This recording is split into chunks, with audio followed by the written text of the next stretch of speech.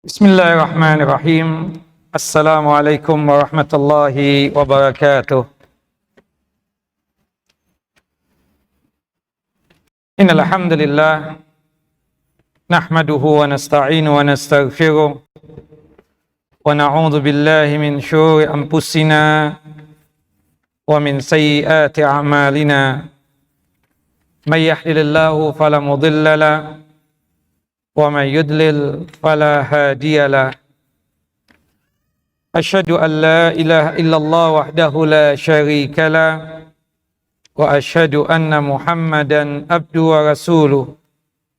Wa laqad qala Allah ta'ala fil Qur'anil azim, ya ayyuhalladzina amanu taqullaha haqqa tuqatih wa la tamutunna illa wa antum muslimun.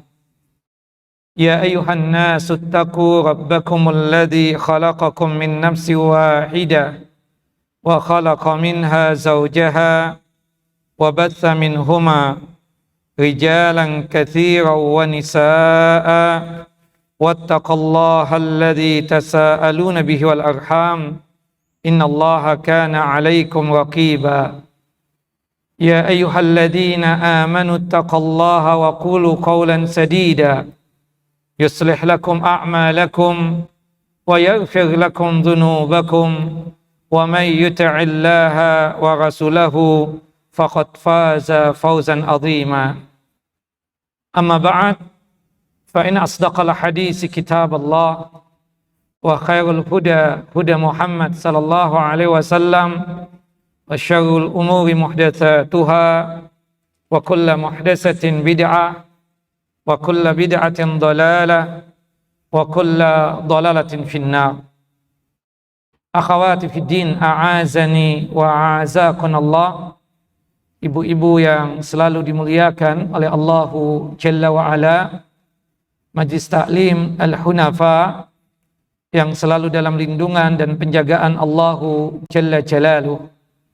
Alhamdulillah, pada hari ini kita bisa bersua dan berjumpa di tempat yang mulia ini, fi baitin min buyutillah, di rumah Allah, di antara rumah-rumah Allahu Jalla wa Ala yang ada di muka bumi ini, untuk tujuan ta'ammuk dan tafakuh fid din, untuk tujuan memperdalam din Allah dan agama Allahu Jalla wa Ala.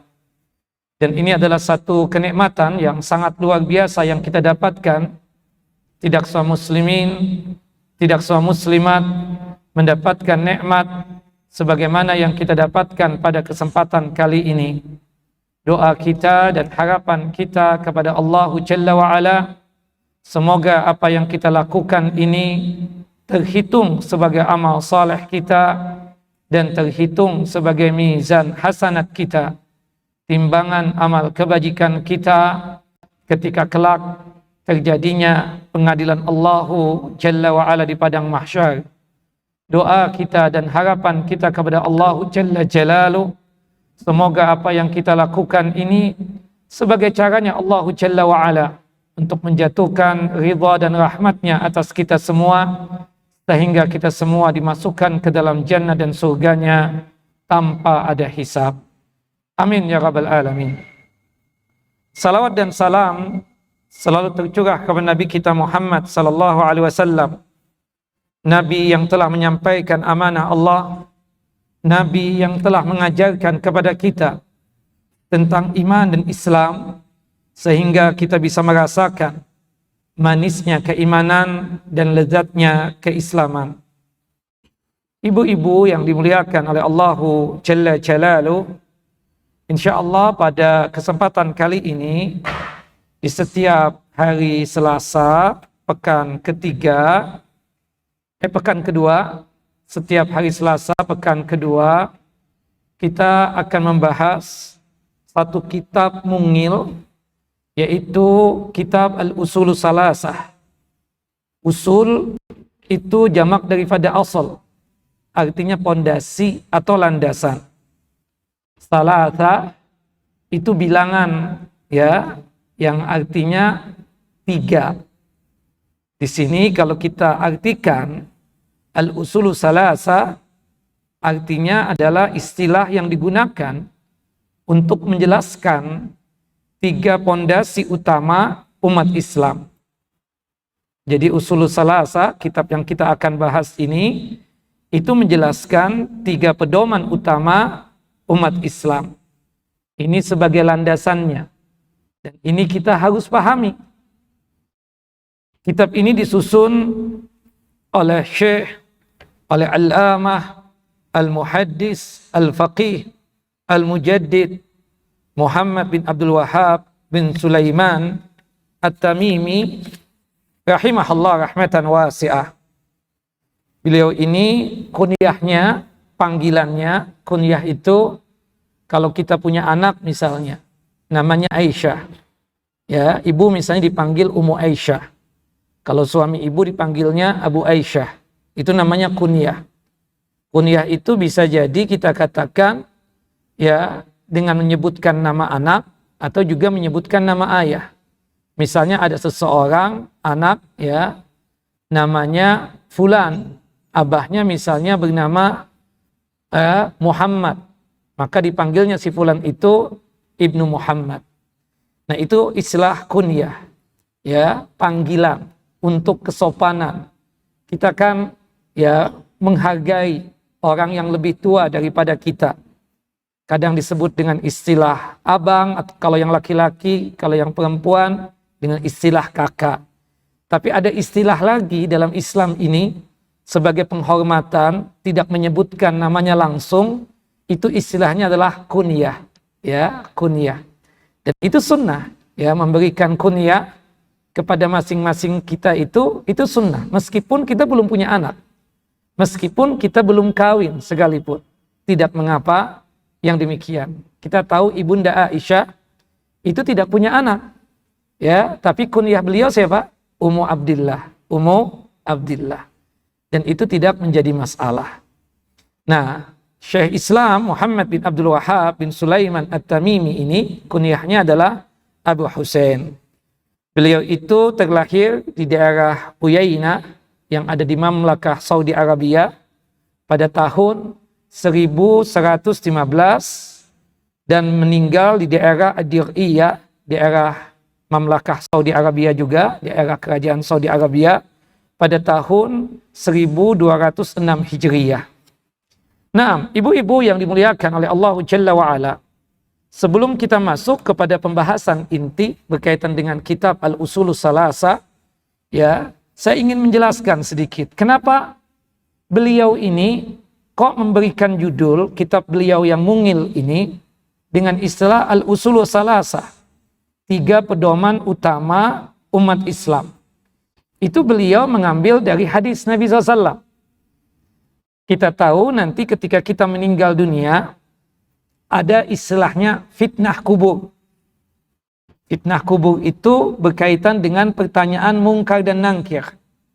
Yang ditanyakan ada berapa ibu-ibu? Ada 3.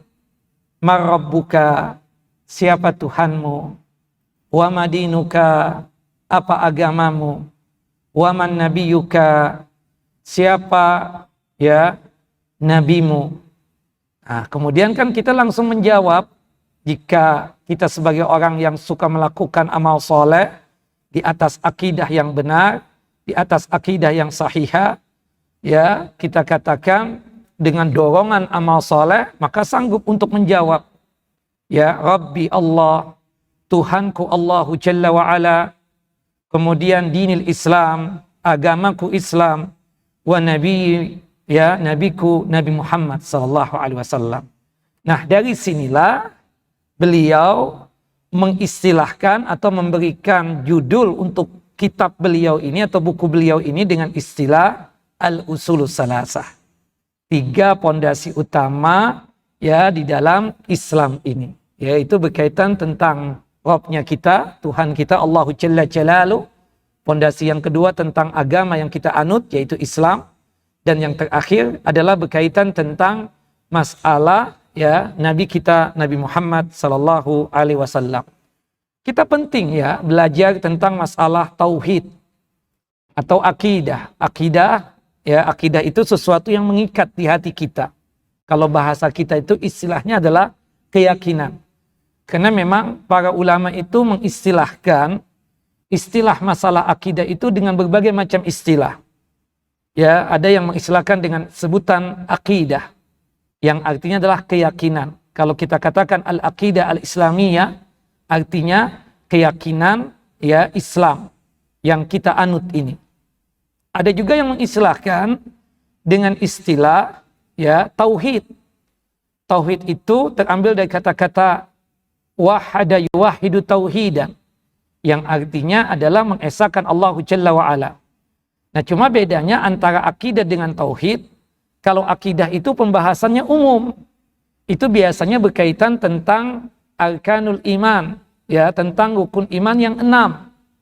Beriman kepada Allah Jalla Jalaluh, kemudian beriman kepada para malaikat Allah Jalla Jalaluh, kemudian beriman ya kepada beriman kepada kitab-kitab Allah Jalla Jalaluh, kemudian beriman kepada para rasul Allah Jalla wa'ala, kemudian beriman kepada hari kiamat, dan yang terakhir beriman tentang takdir Allah Jalla wa'ala, baik takdir yang baik ataupun takdir yang buruk. Ya, rukun iman ada 6.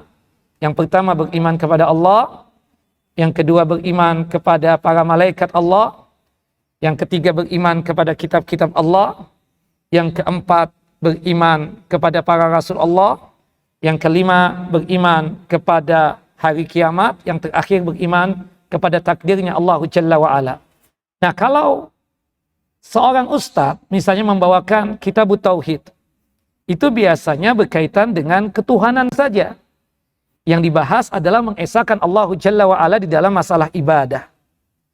Nah, kalau yang kita bahas ini berkaitan dengan usulus salasa, 3 pondasi utama, itu berkaitan dengan masalah akidah. Karena selain yang kita bahas berkaitan dengan ketuhanan, berkaitan dengan mentauhidkan Allah Jalla wa'ala, yang kita bahas juga berkaitan tentang iman kita kepada Rasul, dan juga berkaitan tentang dinul Islam, berkaitan tentang agama Islam ini secara umumnya. Setiap ya tauhid itu masuknya dalam ilmu akidah, seperti itu. Ada juga mengistilahkan akidah tauhid ini dengan istilah ya dengan sebutan usuluddin, pondasi-pondasi agama. Kan ada di kuliah itu fakultas usuluddin. Itu pasti yang dibahas itu berkaitan dengan masalah apa? Masalah akidah, masalah tauhid, masalah keyakinan. Seperti itu. Nah, ini sedikit tambahan ilmu saja. Kenapa sih kita ini penting ya belajar akidah, mentauhidkan Allah Jalla Jalaluh? Ada beberapa poin. Ya, ada 8 poin lah yang bisa kita catat. Ya, kenapa kita belajar tauhid?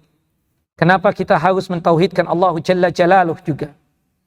Yang pertama, kita ini diciptakan tujuannya untuk apa? Untuk beribadah kepada Allah Jalla wa'ala semata.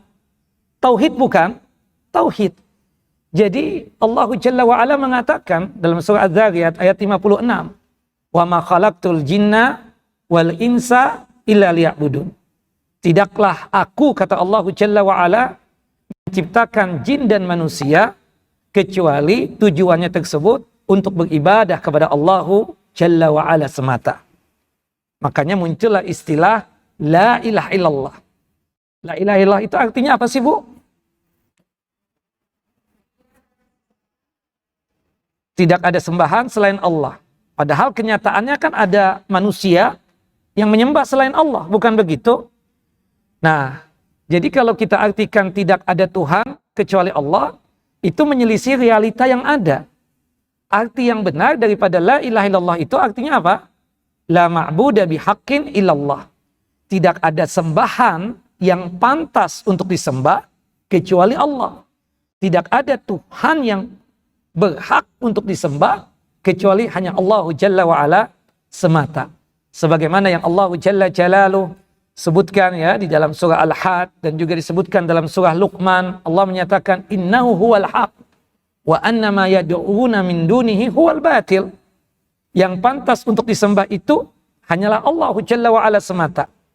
Sedangkan yang disembah selain Allah, kita tahu ada manusia memang yang menyembah selain Allah Jalla wa'ala. Ada yang menyembah pohon, ada yang menyembah batu, ada yang menyembah kuburan, ada yang menyembah jin. Itu semuanya adalah kebatilan, tidak layak untuk disembah.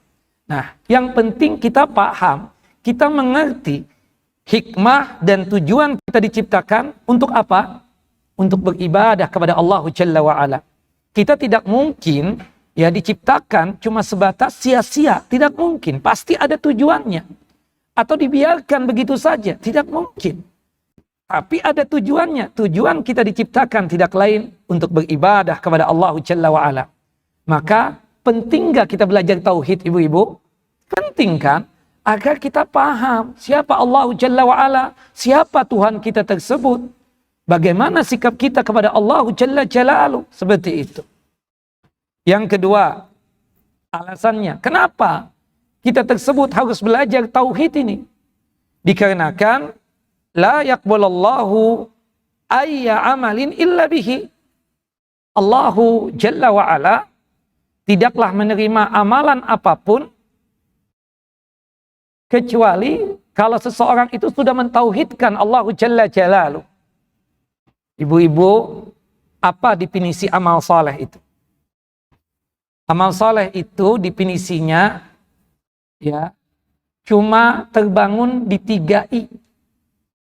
Ya, jadi kalau satu amalan, satu perbuatan dibangun di atas 3 I ini, berarti itu perbuatan kita amal soleh. Yang pertama adalah iman dan Islam. Ini tauhid. Iman dan Islam. Subhanallah. Non-muslim atau kafir, bagaimanapun dia tersebut berbuat baik, bagaimanapun dia tersebut melakukan kebajikan, amalannya itu tidak dianggap sebagai amal soleh. Kenapa? Dikarenakan dia tersebut apa? Kufur kepada Allah Jalla Jalaluh. Allah tidaklah menerima satu amalan dari manusia ini, atau yang dikerjakan oleh manusia ini, sampai dia tersebut mengimani Allah sebagai Tuhannya. Artinya apa? Sampai dia tersebut ya menyatakan iman dan Islam untuk Allah Jalla wa'ala. Dalam artian yang lain, dia sanggup untuk mentauhidkan Allah Jalla Jalaluh. Ketika seseorang masih beragama selain Islam, non-muslim, kafir, apapun perbuatan yang mungkin pandangan kita itu perbuatan baik. Tapi di sisi Allah, berhubung dia masih kafir, tidak mau untuk beriman kepada Allah, tidak mau untuk menyatakan Islam, tidak mau untuk mentauhidkan Allah Jalla Jalaluh, maka amalan tersebut tidak dianggap sebagai amal saleh dan tidak bakalan diterima oleh Allah Jalla wa'ala. Dalilnya apa? Firman Allah Jalla Jalaluh dalam surah Al-Furqan, surah yang ke-25 ayat 23. Wa qadimna ila ma amilu min amalin faja'alnahu haba'an mansura.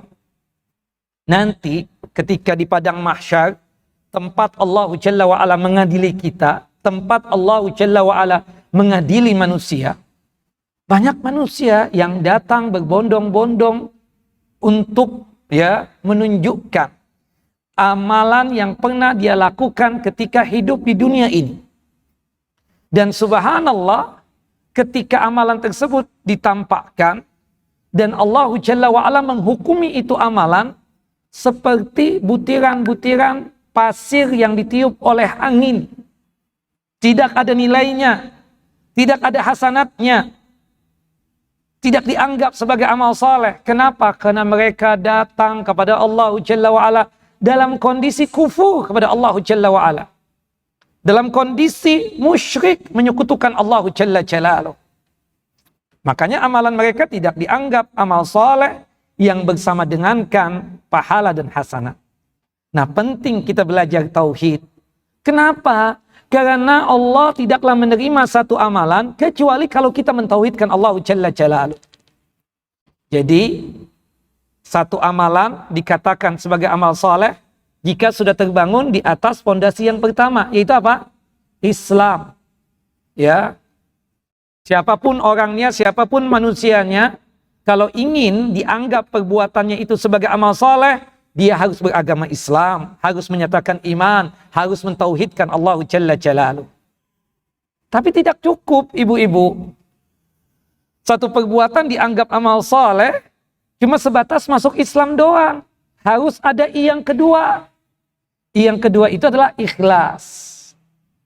Kata Allah Jalla wa'ala dalam surah Al-Bayyinah ayat yang kelima, wa ma umiru illa liya'budallah mukhlishina lahuddina hunafa. Tidaklah manusia itu disuruh, diperintahkan kecuali beribadahnya hanya kepada Allah Jalla wa'ala semata. Tulus ikhlas. Hanya untuk Allah. Dan itu kita akui di dalam sholat kita. Ibu-ibu tahu doa istiftah. Doa istiftah yang diajarkan oleh Nabi SAW itu ada sekitar 12 bacaan. Ibu pilih salah satu yang paling mudah. Dari 12 bacaan tersebut ada doa istiftah yang lumayan panjang. Dari hadis Ali bin Abi Thalib radhiyallahu an, hadis yang dikeluarkan oleh Imam Muslim dan juga oleh Imam Syafi'i dan yang lainnya. Penggalan atau kutipan dari doa istiftah yang kita baca itu adalah sebagai berikut. Inna salati wa nusuki wa mahyaya wa mamati lillahi rabbil alamin la syarikalah wa bidzalika umirtu wa ana awwal muslimin. Ya Allah, sesungguhnya salat yang aku kerjakan ini ya Allah, untukmu ya Allah, karenamu ya Allah, lillahi ta'ala ya Allah. Wa nusuki, kata-kata nusuk itu bisa berarti khusus, artinya dzabhi, sembelihanku, korbanku ya Allah, hanya untukmu ya Allah. Makanya ketika kita menyembelih hewan korban itu, subhanallah, misalnya ibu menyembelih sendiri boleh nggak korbannya? Kambing misalnya. Boleh tidak Bu? Kebetulan ibu berkorban misalnya. Boleh, tidak menjadi masalah. Ya, ibu membaca apa pada saat itu? Bismillahi Allahu Akbar. Allahumma hada minka walaka anni wa an ahli baiti. Dengan nama Allah yang maha besar, ya Allah ini kambing, ini sapi, ini onta, nikmat yang datangnya dari Engkau ya Allah, yang aku persembahkan lagi untukmu ya Allah, dariku dan dari keluargaku. Subhanallah, ya kan? Itu pengakuan kita. Bismillahirrahmanirrahim ya. Artinya kita ingin korban kita ini untuk Allah, karena Allah Jalla wa'ala. Atau kata nusuk itu di situ bisa berarti umum, maksudnya ibadahku, amalanku, apapun ibadahnya. Salat masuk, menunaikan zakat, sedekah termasuk, berpuasa termasuk, berumrah, berhaji termasuk. Makanya ketika kita umrah sebagai wujud ya untuk menyambut undangan Allah Jalla wa'ala pada saat kita berada di miqat, ya, ihram namanya, kita mengucapkan apa? Kalau umrah, labbaik Allahumma umratan. Ya Allah, aku sambut undanganmu ya Allah untuk mengerjakan ibadah umrah ini. La ria'a wala sum'ata. Aku mengerjakan ibadah umrah ini tidak maksud untuk riya dan sum'ah, tapi lillahi ta'ala ya Allah. Ibadah haji juga begitu. Ketika masuk tanggal 8 Zulhijjah, hari tarwiyah, kita pun mengucapkan labbaik Allahumma hajja. Ya Allah, aku sambut panggilanmu ya Allah, undanganmu ya Allah untuk melaksanakan ibadah haji. Ikhlas ya Allah. Tidak ada unsur riya dan sum'ah di situ. Lillahi ta'ala. Ya. Nah, di sini menunjukkan bahwasannya amalan-amalan kita tersebut, selain kita sudah alhamdulillah beragama Islam, ketika beramal itu pastikan ikhlas, pastikan lillahi ta'ala, pastikan karena Allah Jalla wa'ala. Termasuk berbusana muslimah, pakai jilbab, hijab begini, ibadah nggak sih Bu? Ibadah bukan? Oh, ibu nggak yakin. Ibadah Bu. Ibu ikhlas. Oh enggak sih Ustadz, saya sih karena suami. Ketika nggak ikhlas karena suami, berarti pakai jilbabnya ibu nggak dapat pahala. Kenapa? Karena bukan karena Allah Jalla wa'ala, tapi harus karena Allah Subhanahu wa ta'ala. Lillahi ta'ala. Sebagai seorang perempuan yang sudah aqilah dan balighah, saya ketika keluar rumah, apalagi berjumpa dengan laki-laki yang bukan mahram saya saya harus menutup aurat saya, seluruh tubuh tertutup kecuali wajah dan kedua telapak tangan. Karena Allah, lillahi ta'ala. Nah, itu yang kedua ya. Jadi satu amalan tidaklah dianggap sebagai amal saleh kecuali terbangun di 3 I. Yang pertama tadi apa, Bu? Islam, ya kan? I yang kedua, ikhlas. I yang ketiga, ittiba. Beramalnya kita sesuai dengan tuntunan dan ajaran Nabi Sallallahu Alaihi Wasallam. Nanti insya Allah semua ini akan kita bahas tuh berkaitan dengan al-usulus salasa. 3 pondasi, 3 pedoman utama di dalam Islam ini. Baik. Nah, ketika 3 I itu ada pada amalan kita, baru amalan kita diterima oleh Allahu Jalla wa'ala. Jelas ibu-ibu? Bu, jelas bu? Yang kedua, kenapa sih mesti belajar tauhid ini? Kenapa? Dikarenakan la yadkhulul jannah illa muwahhidun. Tidak ada yang masuk surga kecuali orang yang mentauhidkan Allahu Jalla wa'ala. Kalau dia musyrik, tempatnya dalam siksa api neraka. Subhanallah. Allahu Jalla wa'ala mengatakan, berfirman dalam surah Al-Ma'idah, surah yang kelima, ayat 72, surah yang kelima, ayat 72, kecepatan nggak, Bu? Ibu kecepatan nggak?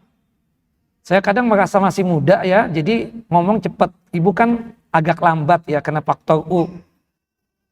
Oke, kita ulangi. Surah Al-Ma'idah, surah yang kelima, ayat yang ke-72. Allahu Jalla wa'ala berfirman, Innahu may yushrik billahi faqad haramallahu alaihil jannah wa ma'wahun nar. Wa ma lidzalimina min ansar. Barang siapa yang meninggal dunia dalam kondisi dia tersebut menyekutukan Allahu Jalla Jalaluh, membawa syirik, dan syiriknya syirik besar lagi yang dia bawa. Bukan syirik kecil, syirik besar. Itu yang disebut dengan istilah dosa syirik yang tidak diampuni, yaitu syirik besar yang dibawa mati, meninggal dunia, belum sempat untuk bertaubat. Dari sukanya dia datang ke kuburan, cari wangsit, bertawassul dengan ahlul kubur. Meninggal dunia, belum sempat untuk bertaubat.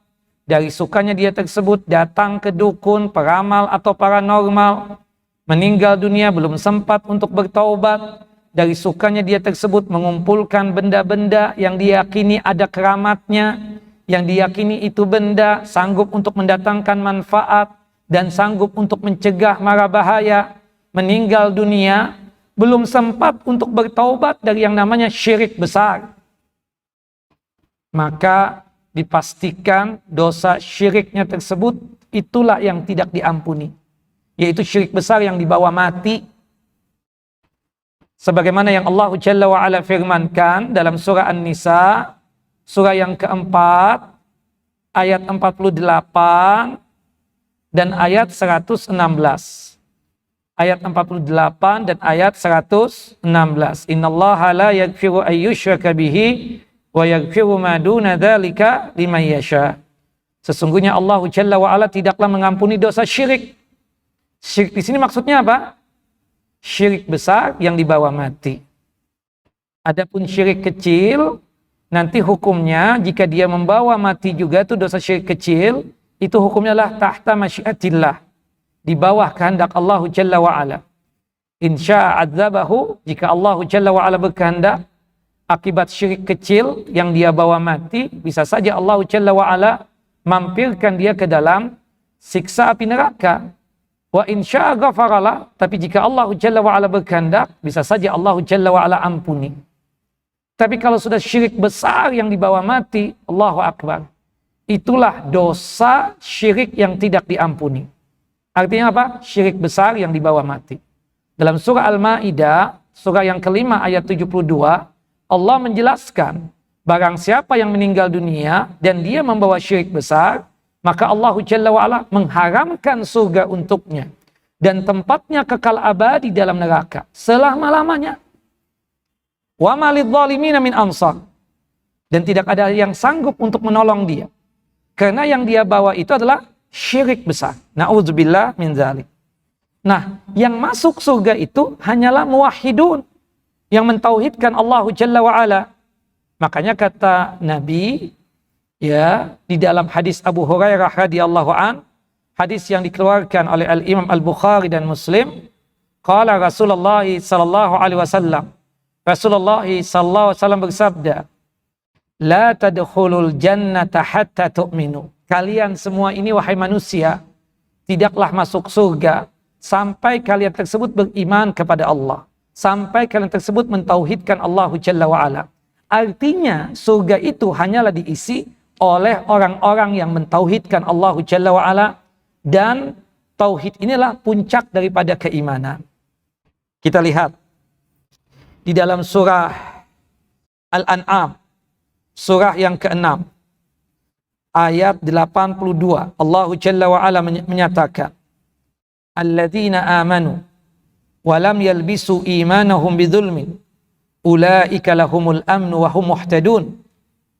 Orang-orang yang beriman, yang tidak pernah mencampur adukan keimanannya dengan kezaliman, maka mereka tersebut akan mendapatkan keamanan di dunia dan di akhirat, dan dipastikan akan mendapatkan petunjuk di dunia dan juga di akhirat. Subhanallah, para sahabat ridwanullah ajma'in bertanya kepada Nabi SAW, ya Rasulullah, ayyuna lam yadlim nafsah? Siapa di antara kita ini yang tidak pernah bersikap zalim kepada diri sendiri? Pastinya dalam hidup ini pernah dong melakukan perbuatan dosa. Ya, kita katakan, terus terang Ustadz, aku pernah kerok alis. Terus terang Ustadz, aku pernah potong bulu mata. Terus terang Ustadz, sebelum mendengar kajian ini, aku juga pernah sulam bibir. Subhanallah. Iya kan? Artinya pernah melakukan perbuatan dosa. Artinya zalim kepada diri sendiri. Kata Nabi SAW, laisa kama taqulun, bukan itu loh yang dimaksud, bukan sebagaimana yang antum ucapkan itu. Ingat enggak perkataan Luqmanul Hakim ketika memberikan nasihat kepada anaknya, yang Allah Jalla wa Ala sebutkan dalam surah Luqman, surah yang ke-31 ayat 13. Ya bunayya la tusyrik billah, inna syirka la zulmun azim. Wahai anakku, janganlah engkau menyekutukan Allah Jalla wa Ala. Ya, sedikit juga pun jangan menyekutukan Allah. Kenapa, wahai ayahanda? Karena sesungguhnya perbuatan syirik itulah kezaliman yang sangat luar biasa. Nah, itu maksudnya. Jadi maksud dalam surah Al-An'am, surah yang ke-6 ayat 82 tersebut, maksudnya alladzina amanu, orang yang beriman. Ibu-ibu, puncaknya keimanan itu apa? Tauhid. Iya kan? Al-imanu sittuna au sab'una syu'bata. Iman itu 60 atau 70 tingkatan. A'laha. Paling tingginya tingkatan keimanan apa? Qaul la ilaha illallah. Ucapan la ilaha illallah. Ucapan tauhid kita. Maksudnya ayat ini, orang-orang yang mentauhidkan Allah dan tidak pernah mencampur adukan ketauhidannya dengan kezaliman. Puncaknya kezaliman apa, Bu?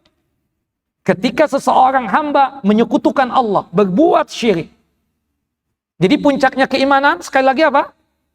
Tauhid. Puncaknya kezaliman, kesyirikan. Orang-orang yang mentauhidkan Allah dan dia tidak pernah mencampur adukan ketauhidannya dengan kesyirikan, maka dipastikan dia tersebut mendapatkan keamanan di dunia dan juga di akhirat kelak.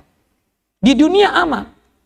Bu, supaya bumi atau tanah yang kita injak ini tidak goyang, tolong tauhidkan Allah Jalla wa Ala. Bu, kalau ibu pingin mudah rizkinya, tolong tauhidkan Allah Jalla wa Ala. Bu, kalau ibu ingin malapetaka nggak datang kepada ibu, tolong tauhidkan Allah Jalla wa Ala. Karena Allah berjanji, kalau kita mentauhidkan Allah Jalla wa Ala, kita akan aman, dijaga oleh Allah Jalla wa Ala. Diceritakan dalam satu hadis, malaikat Allah khusus diutus untuk menjaga orang-orang yang mentauhidkan Allah Jalla Jalaluhu. Subhanallah. Dan mereka tersebut aman juga nanti di jannah, di surga. Ya, termasuk dari awal masuk ke alam kubur sampai nanti di padang mahsyar, sampai nanti masuk ke dalam jannah dan surganya Allah Jalla wa'ala, aman. Dan dipastikan orang yang mentauhidkan Allah Jalla wa'ala dan jauh dari yang namanya kesyirikan, dia tersebut selalu mendapatkan petunjuk hidayah Allah Jalla Jalaluh. Nah ini yang ketiga ya ibu-ibu, akibat mentauhidkan Allah Jalla wa'ala dimasukkan ke dalam surga. Karena surga itu hanyalah diisi oleh orang-orang yang beriman, yang mentauhidkan Allah Jalla Jalaluh.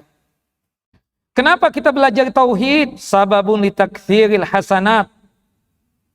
Supaya untuk memperbanyak pahala hasanat. Subhanallah. Puncaknya keimanan tadi apa? Tauhid, la ilaha illallah. Artinya puncaknya pahala juga apa? Ketika kita mentauhidkan Allah Jalla Jalaluh. Bayangkan.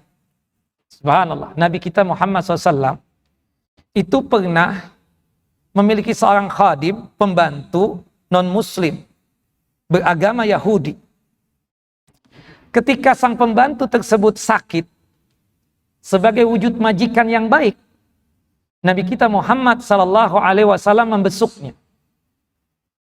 Boleh nggak sih kita membesuk non-muslim kafir yang sakit?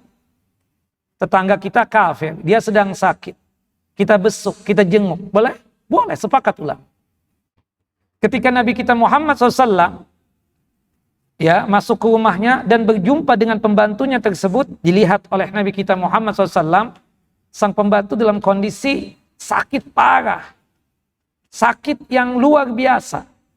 Sampai terbetik di pikiran Nabi SAW bahwasanya sang pembantu ini sepertinya mau meninggal dunia. Nabi menghampiri sang pembantu, ditemani oleh ayah sang pembantu. Kemudian membisikkan di telinga sang pembantu, "Ya gulam, aslim taslam." Wahai pembantuku, masuklah engkau ke dalam Islam. Aku pastikan engkau selamat. Duniamu selamat, akhiratmu selamat. Sang pembantu melihat kepada ayahnya seakan-akan meminta izin untuk masuk Islam. Sang ayah paham, sang ayah mengerti. Kemudian mengatakan, "Ya waladi aslim taslam ati Abul Qasim." Wahai anakku, masuklah engkau ke dalam Islam, selamat engkau. Taatilah Abul Qasim, taatilah Nabi Muhammad SAW. Kemudian sang pembantu mengucapkan 2 kalimat syahadat sebagai wujud masuk Islam dan sebagai wujud untuk menjalankan puncaknya keimanan, yaitu tauhid. Asyhadu an la ilaha illallah wahdahu la syarikalah wa asyhadu anna Muhammadan abduhu wa rasul.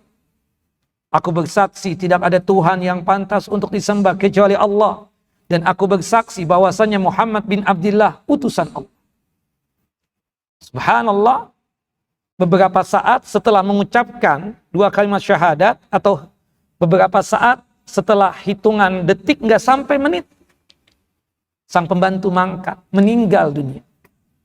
Rasulullah tersenyum, wajah berseri-seri, sumringah Nabi kita Muhammad SAW.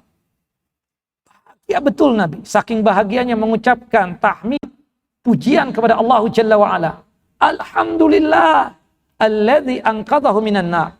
Segala puja-puji hanya milik Allah Jalla wa'ala yang telah menyelamatkan pembantuku dari siksa api neraka. Ya salam. Tauhid. Paling banyaknya pahala. Akibat tauhid masuk surga. Akibat tauhid banyak pahalanya. Padahal ya, yang dia lakukan kan baru satu. Yaitu apa ibu-ibu? Cuma mengucapkan 2 kalimat syahadat. Tapi dia menjalankan puncaknya keimanan. Ya, dan puncaknya keimanan tauhid itu paling banyaknya pahala dan hasanat. Makanya kalau kita melihat ada orang yang mau meninggal dunia, mau naza, mau melepas ruh, apa yang kita lakukan? Mentalkinkannya. Talkin itu ada sebelum orang meninggal dunia. Kita bimbing dia agar sanggup untuk mengucapkan la ilaha illallah. Kata Nabi dalam hadis Abu Hurairah dan hadis Abu Sa'id Al-Khudri, hadis yang dikeluarkan oleh Imam Muslim, Abu Daud, Tirmidzi, Nasa'i dan juga oleh Al-Imam Ibnu Majah. Lakinu mautakum la ilaha illallah. Tolong bimbing orang yang mau meninggal dunia dari kalian tersebut agar sanggup mengucapkan la ilaha illallah. Kenapa ya Rasulullah? Disebutkan oleh Nabi dalam hadis yang lain, hadis dari Mu'adz bin Jabal radhiyallahu an, "Man kana akhiru kalamihi la ilaha illallah, dakhalal jannah." Barang siapa ucapan terakhirnya sebelum dia meninggal dunia, la ilaha illallah yang dia ucapkan, jaminan surga untuknya. Kenapa? Tauhid itu besar pahala. Dan itu sebagai tanda husnul khatimah. Maka tauhidkanlah Allahu Jalla wa Ala. Allahu Akbar. Timbangannya itu, Masya Allah, timbangannya itu besar gitu. Sampai diceritakan dalam hadis yang dikeluarkan oleh Al-Imam At-Tirmidzi dari hadis sahabat yang mulia Abdullah bin Amr bin As radhiyallahu anhuma, ketika hari hisab, hari pengadilannya Allah Jalla wa Ala, dipanggil seseorang dari umatku, kata Nabi Muhammad SAW. Artinya dari kalangan orang yang beriman, dari orang yang mentauhidkan Allah Jalla wa Ala, yang dimana orang tersebut ternyata ketika di dunia dia mentauhidkan Allah, dia tersebut beriman kepada Allah, tapi masih doyan dengan maksiat. Dia memiliki catatan amalan dosa, kitabnya saja 99 kitab. Allahu Akbar, 99 kitab. Lembarannya sejauh mata memandang. Dibuka kitab yang pertama, lembarannya sejauh mata memandang. Dosa zina, minum khamar, dan lain sebagainya. Dibuka kitab yang kedua, lembarannya sejauh mata memandang juga. Tidak pakai jilbab, berani sama suami.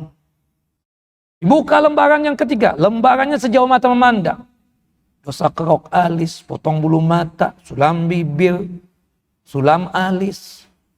Sampai 99 kitab. Subhanallah. Baiknya Allah Jalla wa'ala, Allah masih bertanya kepada hamba yang berlumurkan dengan dosa tersebut. 3 pertanyaan yang Allah Jalla wa'ala ajukan. Pertanyaan yang pertama, apakah engkau mengingkari dosa-dosa tersebut? Hal tungkiru min hadza? Kali-kali malaikatku Raqib dan Atid itu zalim kepada engkau. Kan nggak mungkin dong. Malaikat Raqib dan Atid zalim, nggak mungkin. Malaikat itu suci. Ya.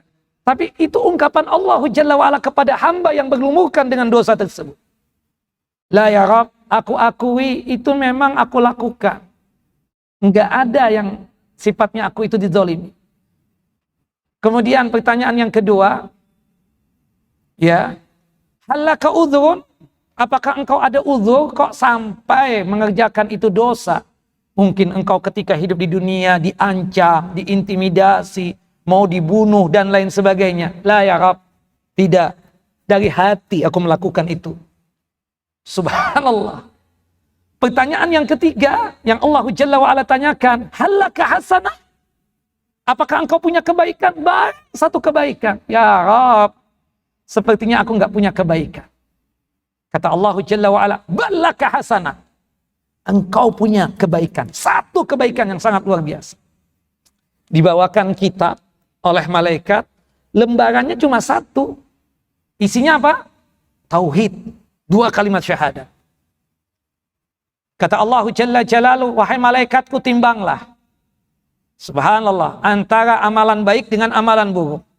Ini hamba minder. Ya Rabb, ya Allah, ya Tuhanku. Apalah arti satu kebaikan ini dibandingkan 99 kitab yang lembarannya itu sejauh mata memandang isinya dosa. Apa artinya satu ini? Sudahlah, neraka. La, kata Allah. La zulmal yawm, tidak ada kezaliman hari ini. Timbang, kata Allah. Dan subhanallah, ketika ditimbang, yang lebih berat apa? La ilaha illallah, 2 kalimat syahadat tadi. Nah, di situ menunjukkan dengan kita mentauhidkan Allah Jalla wa Ala, itu tidak lain sababun li taksiril hasanat. Tauhid, tauhid, tauhid. Baik, yang kelima. Kenapa sih kita belajar tauhid ini? Sababun li takfiris sayyiat.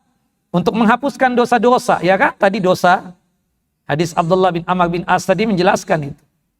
Subhanallah, akibat tauhid kita, dosa-dosa kita dihapuskan oleh Allah Jalla Jalaluhu. Nah, seperti itu. Ada satu riwayat yang berkaitan tentang masalah ya seseorang tersebut ya ketika bersumpah tapi bersumpahnya tersebut bukan atas nama Allah Jalla wa Ala.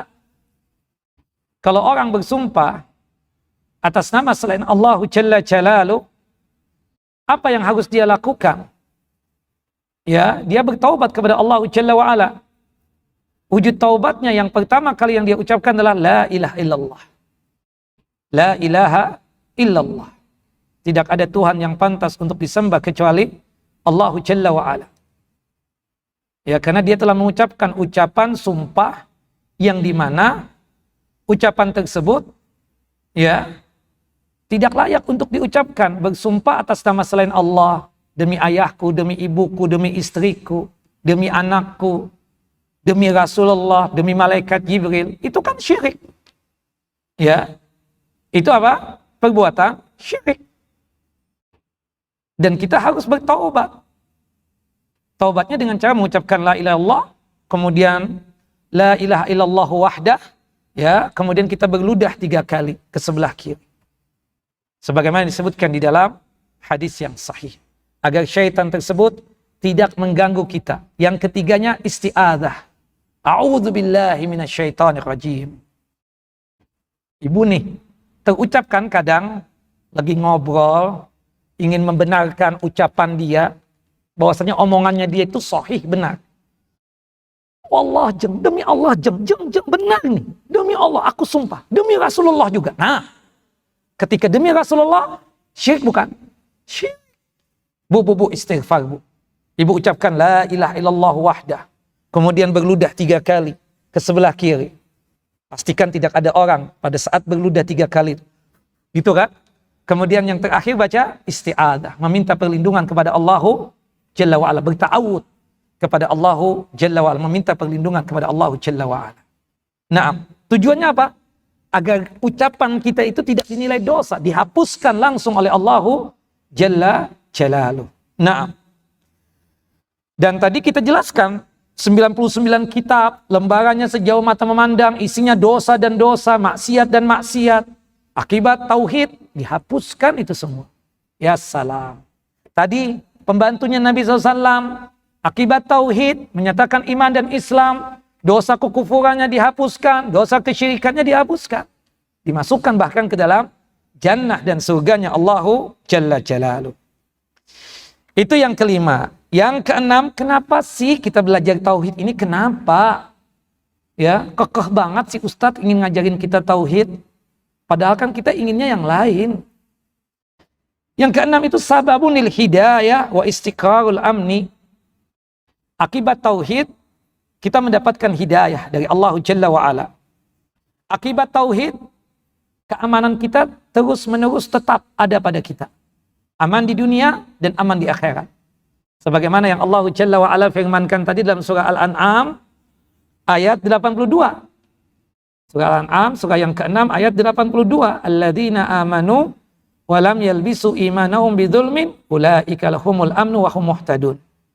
Orang-orang yang beriman yang tidak pernah mencampur adukan keimanan mereka dengan kezaliman, yang maksudnya orang-orang yang mentauhidkan Allah Jalla wa'ala, yang tidak pernah mencampur adukan ketauhidan mereka dengan kesyirikan, maka dipastikan mereka mendapatkan keamanan di dunia dan di akhirat, dan selalu mendapatkan hidayah dan petunjuk Allahu Jalla Jalaluh.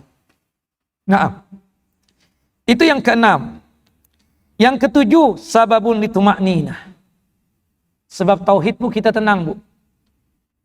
Subhanallah, tauhid. Nah, tauhid itu berpengaruh loh di hati kita ini. Kekuatan tauhid. Ada sebagian orang kadang merasa tidak tenang. Takut hartanya habis. Atau takut bisnisnya nggak jalan. Kita ingatkan, kan ada tauhid. Kita ini punya tauhid. Kita yakin Allah Jalla wa'ala yang memberikan rizki. Bu, tenang bu. Ya, kalau itu rizki ibu nggak kemana. Tapi dia buka kue juga dan kuenya sama, Ustadz. Iya bu. Tapi bu, kalau itu memang rizkinya ibu, tetap Allah memberikan kepada ibu. Gak ada yang buka kue kecuali ibu. Kalau Allah tidak memberikan rezeki, gak bakalan ibu mendapatkan rezeki. Gimana pun ikhtiarnya ibu, gimana pun usahanya ibu. Subhanallah. Kita pun juga mengatakan, kadang orang takut mati. Bukan begitu. Semua takut.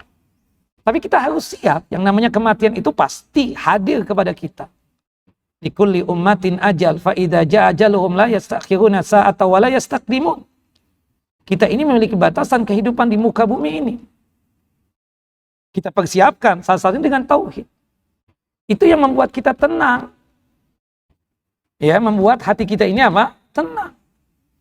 Segalanya kita jalankan saja. Termasuk masalah takdir kan? Seperti itu.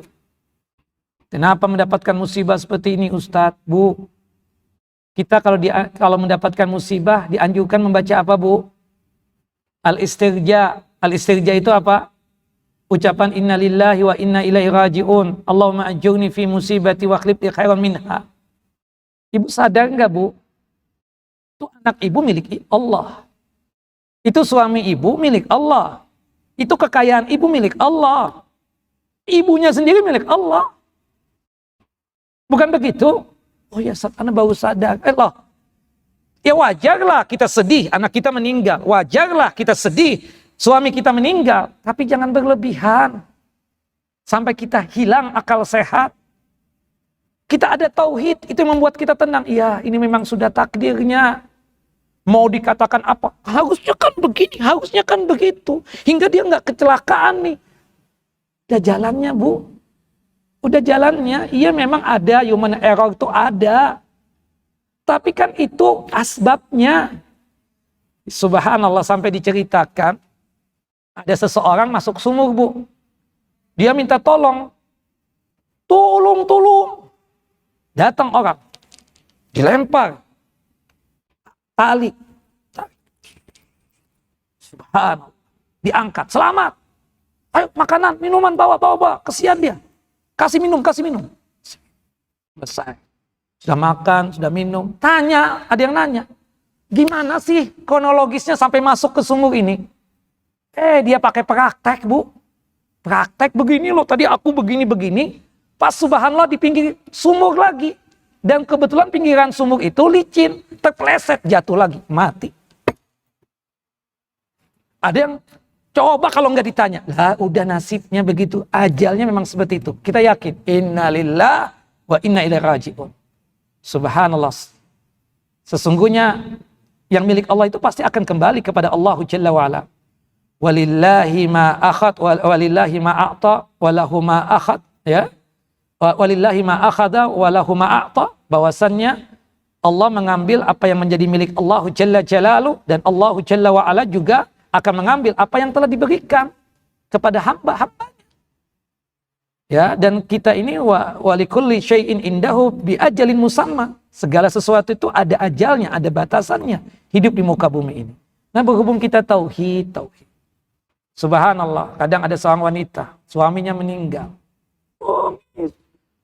Sampai ngucap di depan mayit suaminya, ya Allah, siapa nanti yang memayungi aku? Anak-anak masih kecil, belum bisa berangkat, yang ini, itu, semua cerita. Ibu ini tauhid enggak? Mentauhidkan Allah, kan ada Allah. Bu, suami ibu ada, nggak ada, itu sama dalam artian Allah akan memberikan rizki. Allah terima takdir ini, minta sama Allah Jalla Jalla. Subhanallah, kita kan nggak tahu.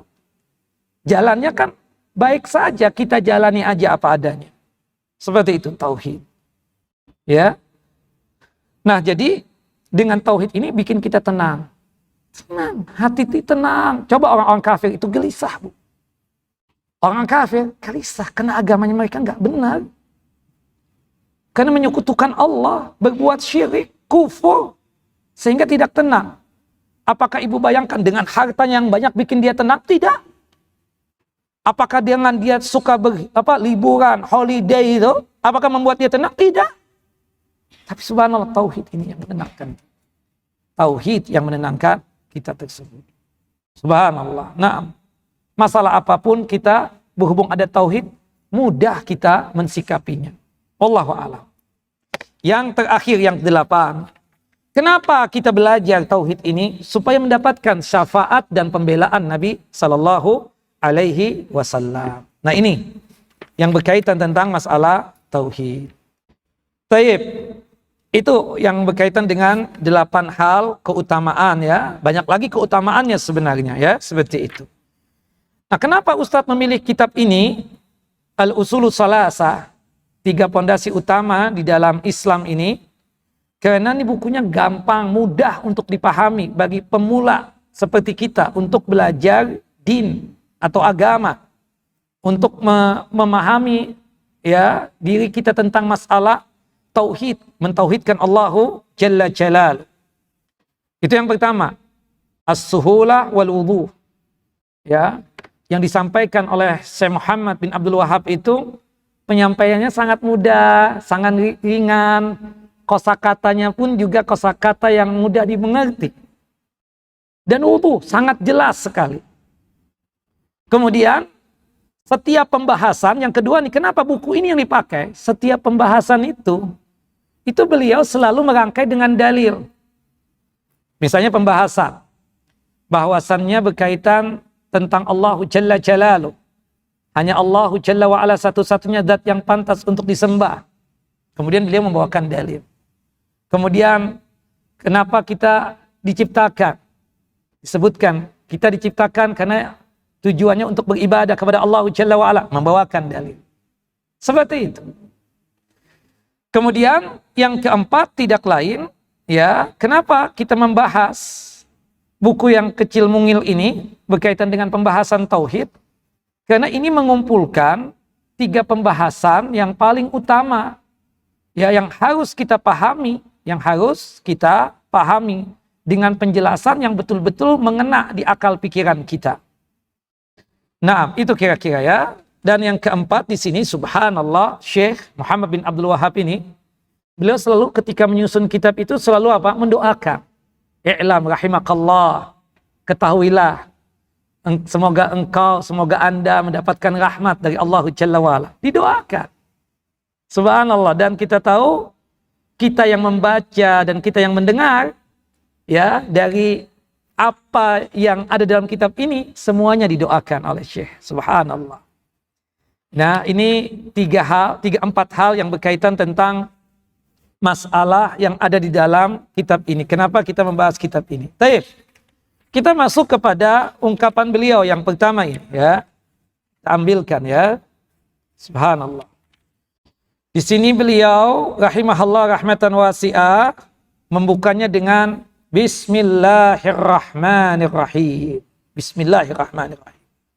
Subhanallah. Bada'a al-musannif hadhihi risalah bi basmallah. Iqtidaan bil kitabillahi wa ta'assiyan bin Nabi sallallahu alaihi wasallam. Bahwasanya beliau membuka kitab beliau ini atau kumpulan tulisan beliau ini dengan basmalah. Basmalah itu Bismillahirrahmanirrahim. Kenapa kau dimulai dengan Bismillahirrahmanirrahim? Dikarenakan dalam rangka untuk mengikuti, ya, mengambil contoh yang ada dalam Al-Quranul Karim. Fa inna awwala ma yaqa alaihi basaruka fil mushaf. Kita kalau buka mushaf, pandangan mata pertama kali terlihatnya apa? Ayat apa? Bismillahirrahmanirrahim. Nah, di sini Syekh rahimahullah rahmatan wasi'ah, ya, beliau mencontoh apa yang ada dalam Al-Quran. Allahu Jalla wa'ala membuka surah-surah tersebut dengan apa? Bismillahirrahmanirrahim. Kecuali satu surah, yaitu surah yang ke-9. Surah apa, Bu? Surah At-Taubah. Kenapa Ustadz kok nggak ada ya surah At-Taubah? Bismillahirrahmanirrahim. Di permulaannya itu, di awalnya, dikarenakan surah At-Taubah itu menurut sekelompok ulama tafsir, itu bagian daripada surah yang sebelumnya. Surah yang ke-8, yaitu surah Al-Anfal. Ada juga yang mengatakan dari sekelompok mufassirin, dikarenakan ayat-ayatnya di dalamnya surah At-Taubah itu, isinya tentang, ya, yang seram-seram. Tentang neraka, tentang azab, tentang siksa, dan seterusnya. Nah, Nah, dan wa qabla kulli suratin minhu bismillahirrahmanirrahim. Sebelum segala sesuatu surah itu selalu dimulai dengan bismillahirrahmanirrahim. Dan itu pun juga dikarenakan mencontoh dari apa yang diungkapkan oleh Nabi kita Muhammad SAW.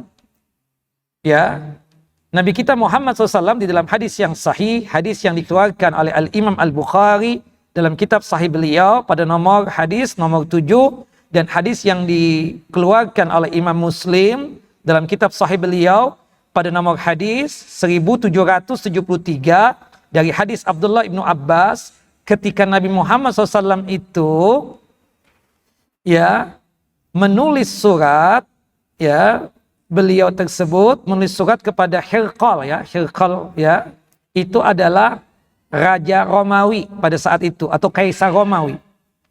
Beliau menuliskan, disuruh Ali bin Abi Thalib tulis bismillahirrahmanirrahim min Muhammadin ya abdillahi wa rasulihi ila Hirqala azimi ar-Rum.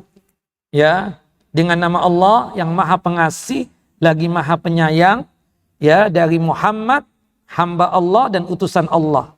Surat ini ditujukan kepada Hirqal kaisar Romawi.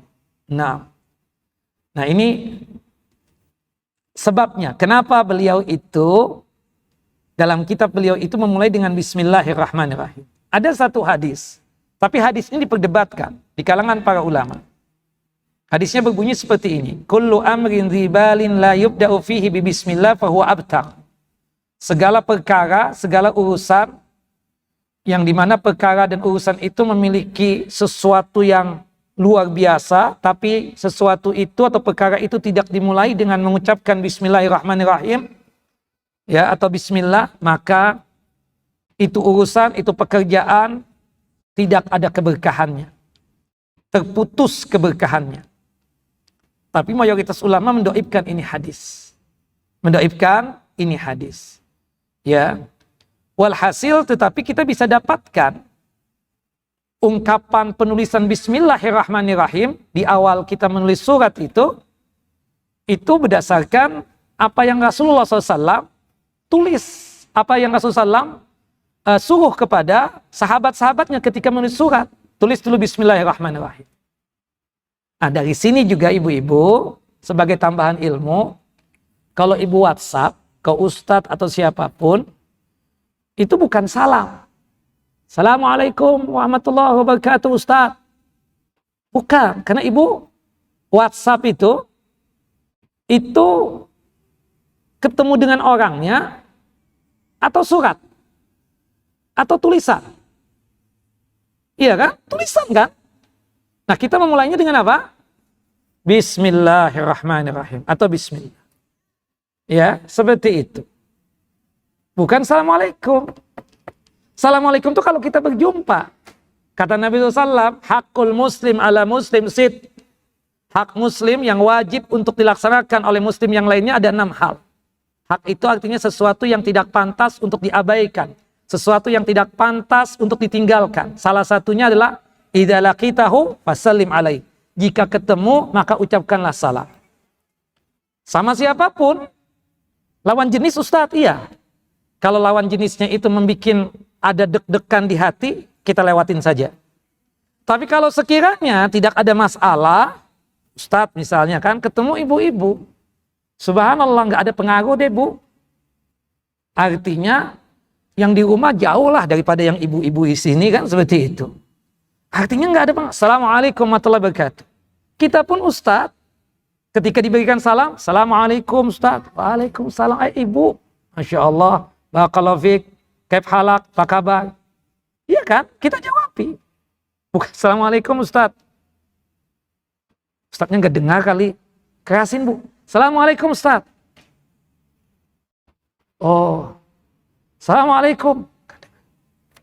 Rupanya Ustadznya tuli. Maka mungkin husnuzon kan seperti itu. Bisa jadi. Iya kan? Kita husnuzon aja. Tapi kalau dia dengar Ustadz gimana Ustadz? Ya dia wajib jawab.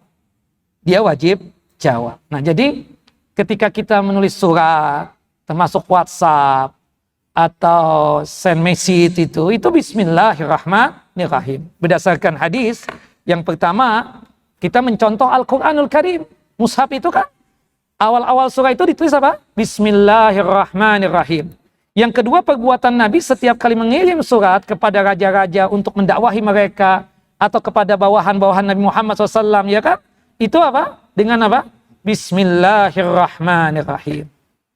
Dan segala sesuatu yang penting itu kan memang dimulai dengan bismillah. Dan itu diajarkan oleh Nabi dalam hadis Anas bin Malik radhiyallahu anhu. Hadis yang dikeluarkan oleh Al-Imam At-Tirmidzi. Ini maaf nih Bu. Tadi keluar rumah baca doa enggak? Baca doa, oke? Apa yang dibaca? Bismillahi tawakkaltu 'alallah wala haula wala quwata illa billah. Ya, kita keluar rumah kan kita nggak tahu nih apa yang terjadi nanti pas waktu kita di luar rumah itu. Kita serahkan segala urusan kita kepada Allah Jalla Jalaluh. Tidak ada daya, tidak ada kekuatan kecuali atas izin Allah Jalla Jalaluh. Ketika ibu membaca itu doa, maka 4 hal yang ibu dapatkan. Yang pertama, hudita, Allah Jalla wa'ala akan memberikan petunjuk dan hidayah kepada ibu. Yang kedua, wakufita, Allah Jalla wa'ala cukupkan rizki ibu. Yang ketiga, wawukita, Allah jaga aman dari rumah ke masjid ini, nggak ada gangguan apa-apa. Allah jaga. Yang keempat, watanaha anhu syaitan. Syaitan akan menjauh dari ibu-ibu semua. Subhanallah. Iya kan? Tadi sarapan nggak Bu? Sarapan. Sebelum makan, sebelum minum baca apa? Bismillah juga kan? Bismillah. Subhanallah. Diceritakan, ibu lupa. Ya ibu lupa nih. Karena aduh enak banget. Langsung. Tinggal satu suap. Saking ibu kayak kesetanan gitu makan, ada temannya. Sudah bismillah belum? Astagfirullah, Anda belum. Bismillah. Itu muntah lah. Setan langsung muntah. Tinggal satu suap. Kalau enggak, sampai akhir ibu enggak baca bismillah. Itu ibu makan disertai oleh syaitan. Makanya kan kita bilang kesetanan nih orang makan ya. Enggak baca bismillah. Bukan begitu. Anak-anak kita tuh baca bismillah. Nak, bismillah. Nak. Baca bismillah. Kan seperti itu. Setelah selesai, alhamdulillah. Pendek, bismillah, alhamdulillah. Pendek kan, ibadah. Nikmat, berkah itu makanan kita. Apalagi? Subhanallah. Melakukan hubungan intim. Baca bismillah enggak? Baca. Saya yakin lupa ibu-ibu. Apa doanya? Bismillah, Allahumma janibni syaitan, wa janib syaitan ma razaqtana. Dengan nama Allah, ya Allah jauhkan kami berdua ini dari keikutsertaan syaitan. Dan ya Allah jauhkan syaitan dari apa yang engkau rizkikan kepada kami, yaitu anak. Subhanallah. Yang baca siapa? Suami. Yang baca suami, bukan ibu. Ibu mengingatkan saja. Nah, bismillah juga. Masuk ke rumah. Juga baca bismillah. Bismillahi waladna wa bismillahi kharatna wa ala rabbina tawakkalna. Subhanallah. Nah jadi semuanya atas nama Allah Jalla wa'ala. Ya, makanya kita bilang ya, udah ya, bismillah ya bah ya, bah, bismillah ya. Abah kasih rumah bah ya. Kan kita ngomong sama abah kita, bah udah bah, bismillah ya bah ya, wakafin aja buat masjid ya. Nanti dulu kata dia kan begitu.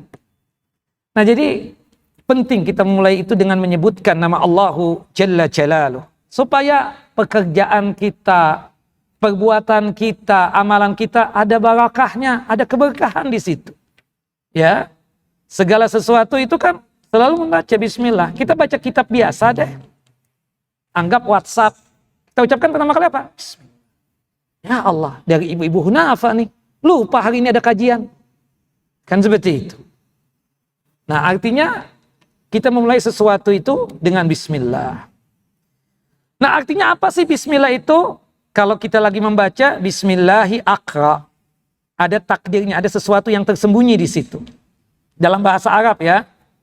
Ya. Kita baca Al-Qur'an, bismillahirrahmanirrahim. Dengan nama Allah aku membaca Al-Qur'anul Karim ini. Ya. Menulis bismillahirrahmanirrahim. Dengan nama Allah yang Maha Pengasih lagi Maha Penyayang aku menulis. Termasuk perjanjian kan? Bismillahirrahmanirrahim. Dengan nama Allah yang Maha Pengasih lagi Maha Penyayang aku melakukan perjanjian ini. Subhanallah. Nah itu penting kiranya. Wallahu a'lam. Kemudian Ar-Rahman. Ar-Rahman itu hada ismun min asma'illahi al-khasah bihi. Ini nama dari nama-nama Allah Jalla wa'ala yang indah, dan ini ya kekhususan untuk Allah Jalla Jalaluh. Yang arti Ar-Rahman itu adalah Dzur Rahmah Al-Wasi'ah. Allah memiliki rahmat yang luas sekali. Rahmat yang lapang sekali. Nah, makanya Ar-Rahman ini bedanya dengan Ar-Rahim. Kalau Ar-Rahim itu hada ismun min asma'illah. Ini adalah salah satu dari nama-nama Allah Jalla wa'ala yang indah juga. Artinya sama, pemilik rahmat. Cuma ini Allah Jalla wa'ala menyampaikan rahmatnya untuk hamba-hamba Allah yang khusus, yang Allah inginkan. Makanya perbedaan, kalau Ar-Rahman itu siapapun Allah Jalla wa'ala berikan rahmatnya dan kasih sayangnya. Mau dia beriman kepada Allah ataupun dia tidak beriman kepada Allah Jalla Jalaluh. Ada juga yang mengartikan Ar-Rahman itu rahmatnya Allah Jalla wa'ala yang Allah Jalla wa'ala berikan. Baik di dunia ini ataupun nanti di akhirat kelak. Tapi kalau Ar-Rahim itu rahmatnya Allah Jalla wa'ala hanya diperuntukkan untuk orang-orang yang mentauhidkan Allah. Untuk orang yang beriman kepada Allah Jalla wa'ala. Untuk orang-orang muslim saja. Untuk kafir Allah tidak berikan. Ar-Rahim ini, rahmatnya Allah Jalla wa'ala, diperuntukkan untuk orang-orang mukmin yang nanti masuk ke dalam jannah dan surganya Allah Jalla wa'ala. Yang Allah Jalla wa'ala berikan nanti di akhirat kelak. Nah itu perbedaannya, Ar-Rahman, Ar-Rahim. Tapi artinya itu adalah memiliki rahmat yang luas, yang ya, rahmat yang mencakup dari berbagai hal yang sifatnya tersebut makhluk-makhluknya Allah Jalla wa'ala. Nah, itu berkaitan dengan Ar-Rahman, Ar-Rahim. Tapi disebutkan juga para ulama, ibu-ibu ya, itu biasa kalau menulis kitab itu atau menulis ya lembaran-lembaran atau surat itu selalu memulainya dengan Bismillahirrahmanirrahim. Siapapun, coba lihat kitab-kitab itu semuanya selalu di depannya itu apa? Bismillahirrahmanirrahim. Baik, ibu-ibu. Kita sampai jam 11 ya? Sampai jam berapa, Bu? Ada pertanyaan atau tidak ada pertanyaan? Oh, jangan zuhur, Bu. Cukup 2 jam deh. Ibu bosan nanti lihat saya. Jangan. Bosan nanti. Cukup ibu ini dibatasi 2 jam aja. Ya, lewat 2 jam sudah bosan belajarnya nanti. Nah, baik ibu-ibu, kita cukupkan dulu supaya ya untuk menguatkan hafalan dulu. Kita kasih waktu ini untuk season yang kedua, yaitu tanya jawab dulu. Silakan ibu-ibu jika ada pertanyaan. Monggo, fayatafaddal maskuran. Ya Bu.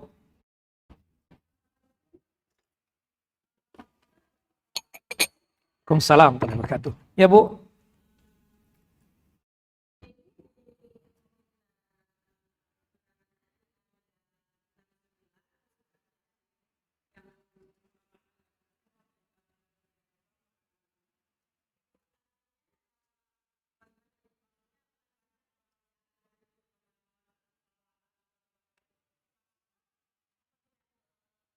Surah Yasin ayat berapa, Bu?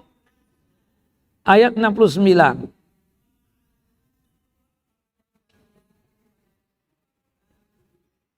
Iya.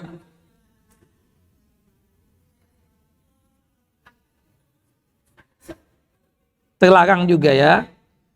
Begini ya, memang kan dalam ayat itu disebutkan wa ma'allamnahu syi'ra wa ma yanbagilah. Dan kami tidaklah mengajarkan syair kepadanya, kepada Nabi Muhammad. Bersair itu tidaklah pantas baginya. Ya, Al-Quran dan tidaklah lain hanyalah pelajaran dari kitab yang jelas. Jadi ini berkaitan dengan Al-Quran, Bu. Al-Quran itu kalam Allah, bukan syair-syair. Kumpulan ayat berikutnya itu menyangkal ya dan membantah orang-orang kafir yang menuduh Al-Quran itu adalah syair-syair yang dibuat oleh siapa? Oleh Nabi kita Muhammad SAW. Dan kami, kata Allah Jalla wa'ala, tidaklah mengajarkan berkaitan dengan apa yang diajarkan kepada Nabi Muhammad SAW tersebut kecuali wahyu yang diwahyukan oleh Allah Jalla wa'ala kepada Nabi Muhammad SAW. Jadi ini bantahan. Orang-orang kafir itu mengatakan tuh Al-Quran itu syair-syairnya Muhammad. Padahal kan Nabi Muhammad itu ummi. Ummi itu artinya la yaktub wa la yaqra. Tidak bisa menulis dan tidak bisa membaca. Bagaimana bikin syair? Jelas ya? Dan Allah mengatakan bahwasanya Al-Quranul Karim itu adalah wahyu. Sebagaimana yang Allah Jalla wa'ala firmankan dalam surah An-Najm ayat yang ketiga dan keempat. Wa ma yantiqu anil hawa in huwa illa wahyu yuha. Rasulullah itu tidaklah berkata-kata, memerintahkan, melarang, kemudian menginfokan, menghabarkan, kecuali wahyu yang datangnya dari Allah Jalla Jalaluh. Jelas Ibu? Nah, adapun yang berkaitan dengan tadi, Bu, kita tuh Nabi SAW mengatakan apa? Kita ini beragama itu sesuai dengan apa yang dituntunkan dan diajarkan oleh Nabi kita Muhammad SAW. Dalam hadis Ibunda Aisyah, Rasulullah mengatakan, "Man amila amalan laisa alaihi amruna fahuwa rad." Barang siapa yang beramal, tapi amalannya itu tidak sesuai dengan tuntunan dan ajaran Nabi SAW, maka amalan tersebut tertolak. Berkaitan dengan bersalawat, contohlah bagaimana Rasulullah mengajarkan kita bersalawat. Dalam sholat misalnya. Dalam sholat saja Bu ya. Atau yang lainnya ya, itu ada sekitar 8 yang diajarkan oleh Nabi kita Muhammad SAW. Ibu ambil salah satunya, yang paling mudah. Yang paling panjang nih. Ya, Allahumma salli ala Muhammad wa ala ali Muhammad. Kama sallaita ala Allahumma salli ala Muhammad wa ala ali Muhammad. Kama sallaita ala Ibrahim wa ala ali Ibrahim innaka Hamidun Majid. Allahumma barik ala Muhammad wa ala ali Muhammad kama barakta ala Ibrahim wa ala ali Ibrahim innaka Hamidun Majid. Itu paling panjang. Yang paling pendek, Allahumma shalli ala Muhammad wa ala ali Muhammad wa barik ala Muhammad wa ala ali Muhammad kama shallaita wa barakta ala Ibrahim wa ala ali Ibrahim innaka Hamidun Majid. Kalau selain itu, ya. Iya, nah itu tuh kadang kalau kita Bu untuk memuji Nabi Muhammad itu monggo silahkan. Tapi jangan sampai yang Ibu baca tadi itu dibawa ke dalam sholat. Itu bisa berbahaya, bisa mengakibatkan sholat Ibu tidak sah. Kayak kita misalnya mengatakan Nabi Muhammad SAW atau Sayyidina Muhammad SAW di luar sholat, tidak mengapa.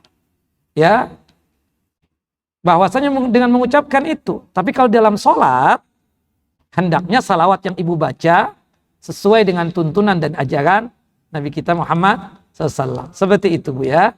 Tapi kalau di luar lagi ceramah, lagi khutbah, atau apa kita membaca dengan bacaan, ya dengan mengatakan, ya Sayyidina Muhammad SAW bersabda misalnya, tidak menjadi masalah kalau itu di luar sholat. Yang tidak boleh itu kalau itu dibawa di dalam sholat. Yang di dalam sholat itu tolonglah kita mengambil dari apa yang dituntunkan oleh Nabi, termasuk dalam bersalawatnya. Dan kata Nabi, khairul huda, huda Muhammad SAW. Sebagus-bagusnya petunjuk adalah petunjuknya Nabi. Sebagus-bagusnya pembimbingan Nabi kita Muhammad SAW. Hendaknya kita itu merasa puas dengan apa yang diajarkan oleh Nabi kita Muhammad SAW. Begitu kira-kira Ibu. Jelas Bu? Nah, apalagi syair-syairnya isinya syirik. Nah, kalau syirik nggak boleh Bu ya. Maaf ya Bu ya. Ya Rabbi bil Mustafa balik maqasidana. Nah, itu kan maksudnya dia bertawasul dengan Nabi Muhammad. Dan Nabi Muhammad kan sudah meninggal Bu. Kita yang bertawasul itu, boleh kita bertawasul kalau 3 hal. Tawasul yang dibolehkan itu Ibu cuma 3. Ibu, Bu, tawasul yang dibolehkan cuma ada 3. Look at to me please Bu. Yeah. Nah, yang pertama Bu, tawasul dengan nama-nama Allah yang indah dan sifat-sifat Allah yang mulia. Ya Rahman, Ya Rahim, irhamni. Ya Hayyu Ya Qayyum bi rahmatika astaghits. Oke, Ibu. Yang kedua, bertawasul dengan amal soleh kita. Itu dibolehkan. Ya Allah, jika sekiranya saya ikut kajian ini ikhlas karena Engkau ya Allah, kabulkan doaku yang satu ini ya Allah. Nah, itu tawasul dengan amal soleh kita. Ya. Yang ketiga, tawasul dengan doanya orang yang soleh yang masih hidup. Datang ke Ustadz doain anak. Ustadznya masih hidup nggak Bu? Oh masih hidup Bu Ustadz. Nah kalau masih hidup nggak apa-apa. Si Ustadz mendoakan. Tapi kalau sudah meninggal dunia nggak boleh. Tapi kalau misalnya berkaitan dengan Ustadz yang sudah meninggal dunia, nggak boleh Ibu datang ke kuburannya. Syirik. Termasuk kepada Nabi kita Muhammad Sallallahu Alaihi Wasallam. Iya Bu. Yang jelas Ibu jangan melakukan itu Bu ya. Nah ya, alhamdulillah. Oke. 3 saja tawasul yang dibolehkan. Pertama tawasul dengan nama-nama Allah Jalla wa Ala yang indah. Yang kedua dan juga tawasul dengan sifat-sifat Allah yang mulia. Yang keduanya tawasul dengan amal soleh yang sudah kita kerjakan. Yang ketiga adalah tawasul dengan doanya orang yang soleh yang masih hidup. Baik, ada yang lain Bu? Silakan. Salam.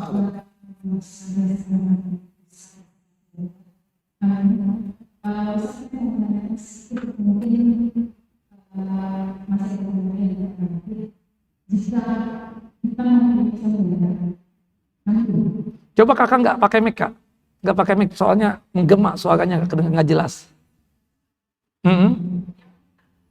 Ada saudara kandung yang murtad, oke.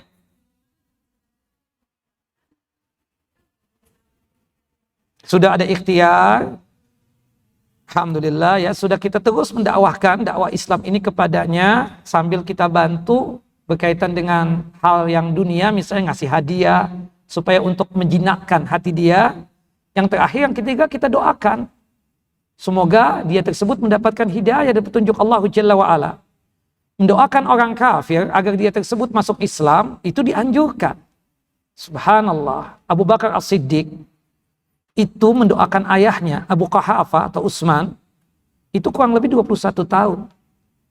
Ketika penaklukan kota suci Mekah, baru ayahnya masuk Islam, dapat hidayah dari Allah Jalla wa Ala. Termasuk ya mertuanya Nabi Muhammad SAW. Ya, Nabi Muhammad mendoakan, kemudian juga ya istri beliau Ummu Habibah, anak daripada Abu Sufyan dan Hindun itu kan Hindun dan Abu Sufyan itu masuk Islam ketika penaklukan kota suci Mekah. Dulunya adalah orang-orang yang sangat memusuhi Nabi Muhammad SAW. Tapi subhanallah hidayah Allah datang. Doanya siapa? Doa anaknya. Rasulullah SAW mendoakan Umar bin Khattab radhiyallahu anhu, ya Allah berikanlah petunjukmu satu di antara 2 Umar ini. Umar yang pertama Umar bin Khattab, Umar yang kedua adalah Amr bin Hisham, Abu Jahal. Ternyata yang masuk Islam siapa? Umar bin Khattab. Tugas kita melihat saudara yang kufur, yang murtad tadi itu, selain mengajak dia untuk kembali ke Islam, kita bantu juga berkaitan dengan keperluan tentang dunia kalau kita ada, kalau kita mampu. Yang terakhir nih, kita serahkan sama Allah dengan kita berdoa memohon. Ya Allah, kembalikan saudaraku ke dalam Islam ini. Berikan petunjuk. Termasuk cerita Abu Hurairah. Abu Hurairah itu selalu menangis. Kenapa? Ibunya belum masuk Islam. Sampai pada akhirnya dia datang kepada Nabi SAW. Ya Rasulullah, tolong doakan ibuku. Agar ibuku, Ummi, masuk Islam. Didoakan oleh Nabi Muhammad SAW. Subhanallah, dia kembali ke kampung halamannya. Subhanallah, didapatkan ibunya itu biasanya langsung menyuruh masuk. Tapi pada hari itu, kata Abu Hurairah, Ummi, ibuku, tidak mempersilakanku langsung masuk ke rumahnya. Aku pikir lagi marah nih lagi. Ya, kan namanya Abu Hurairah kan nama aslinya Abdurrahman bin Sahrin Ad-Dawsi, ya, Al-Yamani. Ya Abdurrahman, jangan masuk dulu. Ibu mau mandi dulu, kata dia. Mandi-mandi semua seterusnya. Subhanallah. Setelah itu keluar, pakaian rapi. Abu Hurairah kaget. Ada apa nih Umi? Kata dia, aku ingin berjumpa dengan Nabi Muhammad SAW. Kenapa? Aku ingin masuk Islam. Kata betapa bahagianya. Akhirnya mengucapkan 2 kalimat syahadat. Nah, jadi senjata kita ini ibu-ibu doa. Kita kan subhanallah menyampaikan yang hak, menyampaikan kebenaran. Tapi orang ini bisa terima, masuk ke hati, ke pikiran. Itu siapa? Allahu Jalla wa'ala. Ada orang ceramah, menggebu-gebu. Subhanallah, yang masuk juga sedikit lah itu. Paling bagus. Tapi meresap di hati, enggak. Subhanallah, tapi ada orang yang santai, biasa aja. Tapi mudah kok masuknya. Kenapa? Allah yang memasukkan ucapan dia ke hatinya, ke pikirannya. Hingga dia bisa menerima ucapan kita. Makanya dianjurkan tuh para ustadz sebelum dia tersebut ceramah itu untuk mendoakan audiennya. Untuk mendoakan murid-muridnya. Agar mudah untuk mendapatkan ilmu. Seperti itu. Dan keikhlasan itu yang memudahkan. Ucapan kita sampai kepada dia. Ikhlas, ikhlas. Sambil berdoa, minta sama Allah. Ya Allah, kembalikan saudaraku ya Allah. Agar dia tersebut seagama lagi denganku. Masuk Islam lagi ya Allah. Seperti itu kira-kira. Wallahu a'lam. Nah ibu-ibu. Ada yang lain? Tinggal 15 menit lagi. Ya silakan ibu.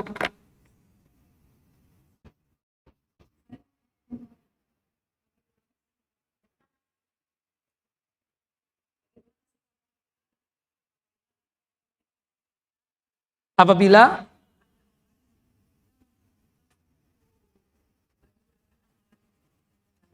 amalan yang baik, padahal bukan. Padahal bukan ya, ya. Jadi begini Bu ya. Tadi kan amal soleh tadi ada 3. Masih ingat nggak Bu? Yang pertama Islam. Ya, Islam atau iman. Non-muslim atau kafir, bagaimanapun dia berbuat baik, amalannya tidak dinilai sebagai amal soleh. Kenapa Bu? Karena kufur kepada Allah. Meskipun kita menilai, itu orang baik Ustaz. Suka ngasih hadiah sama saya, sama orang tuanya, berbakti banget. Tapi ketika Allah menghukumnya apa? Oh dia bukan orang baik. Kenapa? Masih kufur kepada Allah. Sebagaimana yang Allah Jalla wa'ala nyatakan, dalam surah Al-Furqan, surah yang ke-25 ayat 23. Wa qadimna ila ma amilu min amalin faja'alnahu haba'an mansura. Jadi orang kafir bagaimanapun dia berbuat baik, amalannya tidak dianggap sebagai apa? Amal saleh. Kenapa? Masih kafir. Belum menyatakan iman dan Islam. Alhamdulillah kita sudah Islam. Tapi tidak seketika perbuatan kita dianggap sebagai amal saleh. Harus ada yang kedua, yaitu apa? Ikhlas. Kita beramalnya harus ikhlas. Innas salati wa nusuki wa mahyaya wa mamati lillahi rabbil alamin. Salat karena Allah, nggak boleh riya dan sum'ah, pakai jilbab, busana muslimah, ikhlas. Datang ke kajian juga begitu, ikhlas karena Allah Jalla Jalaluh. Ya, kalau nggak ikhlas, berarti amal kita nggak diterima. Allah Jalla wa'ala tidak butuh dengan orang yang menyekutukan Allah Jalla wa'ala. Salah satunya dengan dia melakukan riya. Ya, sum'ah. Salat tujuannya ingin dipuji. Pakai jilbab tujuannya untuk dipuji. Ada haram. Karena Allah Jalla wa'ala. Yang ketiga nih yang ibu tanyakan. Satu amalan tidaklah dianggap sebagai amal saleh kecuali dibangun di atas 3 I. Yang pertama Islam, yang kedua adalah ikhlas, yang ketiga ittiba. Ittiba itu maksudnya Bu, beramalnya sesuai dengan tuntunan Nabi SAW. Maaf ya Bu, salat subuh berapa rakaat Bu? 2 kan? Kurang kata ibu. Aku pingin 10 rakaat Ustaz. Menurut ibu benar nggak? Salah kenapa Bu? Cakep tuh jawabannya. Tidak sesuai dengan tuntunan dan ajaran Quran dan sunnah Nabi Sallallahu Alaihi Wasallam. Kan seperti itu.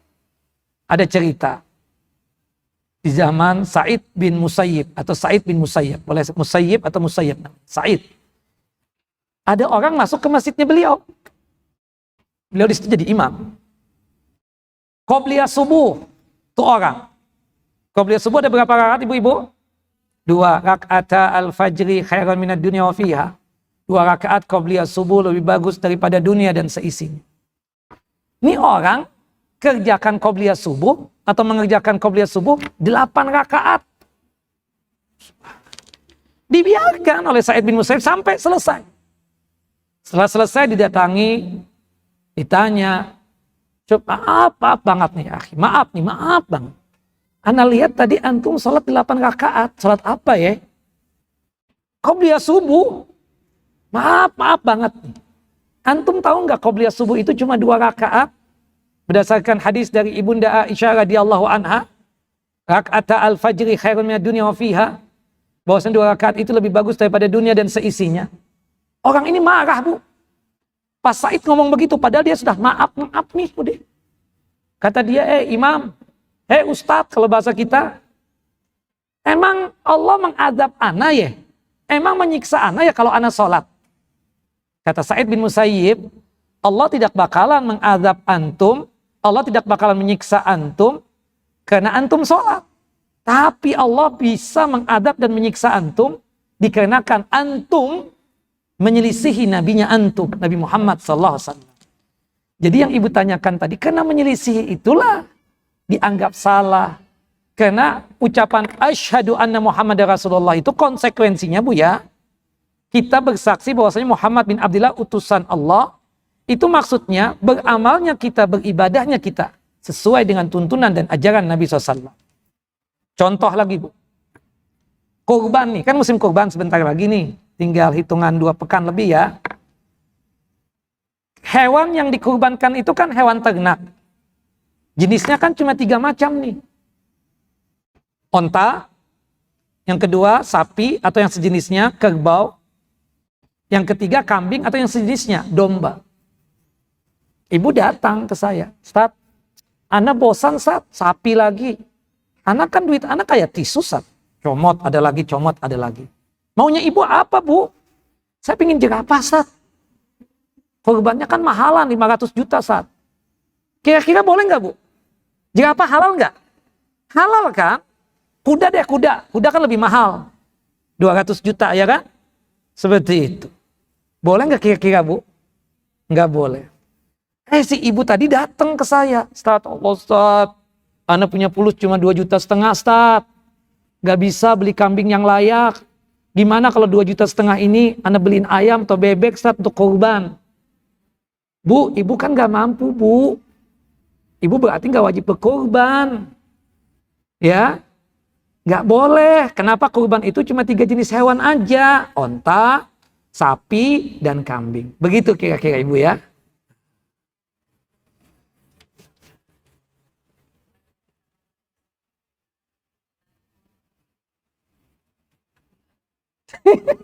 Ibu jangan seram-seram nanyanya, Bu. Iya. Ibu, sikap ibu mengerjakan yang benar.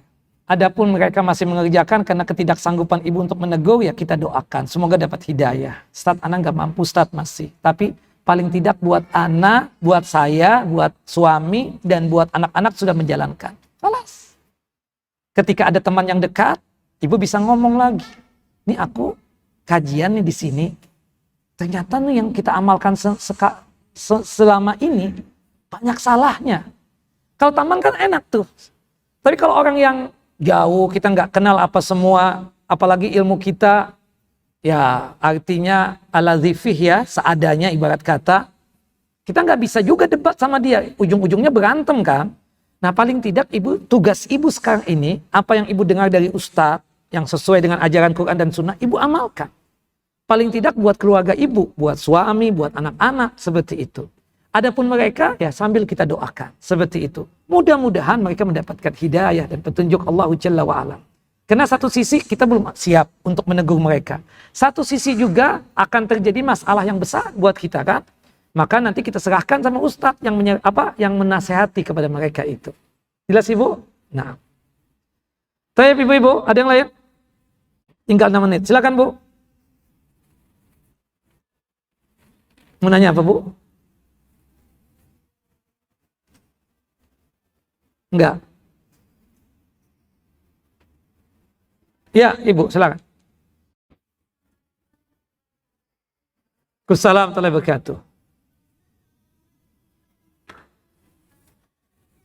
Kenapa? Ibu, lihat kebiasaan ibu.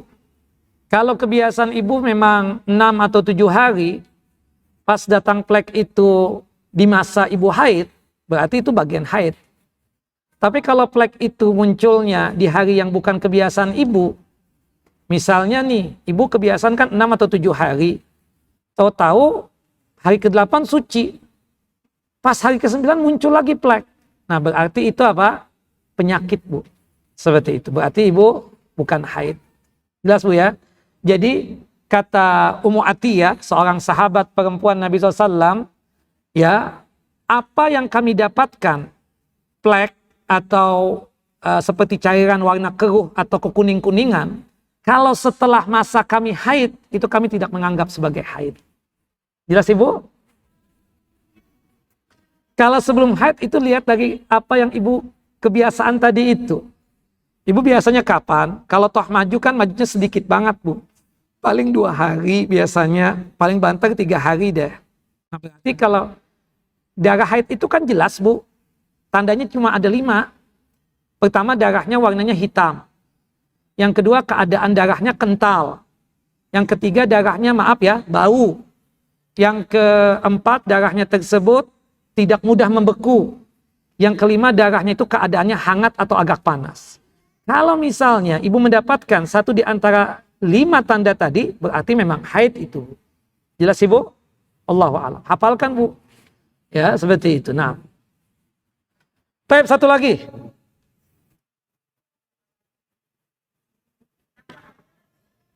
Ibu mau nanya lagi? Masya Allah.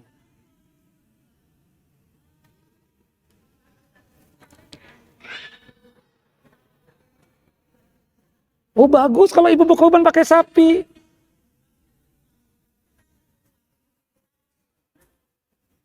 Ibu pinginnya kambing apa sapi? Hah? Akikah pakai sapi. Ada khilaf di kalangan ulama kalau akikah pakai sapi. Tapi yang benar, ya tidak boleh, Bu. Karena yang diajarkan dan yang dituntunkan oleh Nabi itu, akikah itu pakai kambing. Kalau kita dapat anak perempuan, itu seekor kambing. Kalau anak laki-laki 2 ekor kambing, seperti itu, ya. Iya, ada ulama yang mengatakan boleh, tapi tidak sesuai dalil. Yang pakai dalil itu, akikah itu pakai apa? Pakai kambing, Bu, ya. Jadi pakai kambing. Iya, wallahu a'lam bissawab. Taib, ibu-ibu, barakallahu fikum, barakallahu fikunna, jazakunallahu khairan, wa sallallahu nabiyana Muhammad wa ala ali Muhammad. Kama sallaita ala Ibrahim wa ala ali Ibrahim innaka Hamidun Majid. Allahumma barik ala Muhammad wa ala ali Muhammad kama barakta ala Ibrahim wa ala ali Ibrahim innaka Hamidun Majid. Subhanakallahumma wa bihamdika asyhadu an la ilaha illa anta astaghfiruka wa atubu ilaik. Assalamualaikum warahmatullahi wabarakatuh.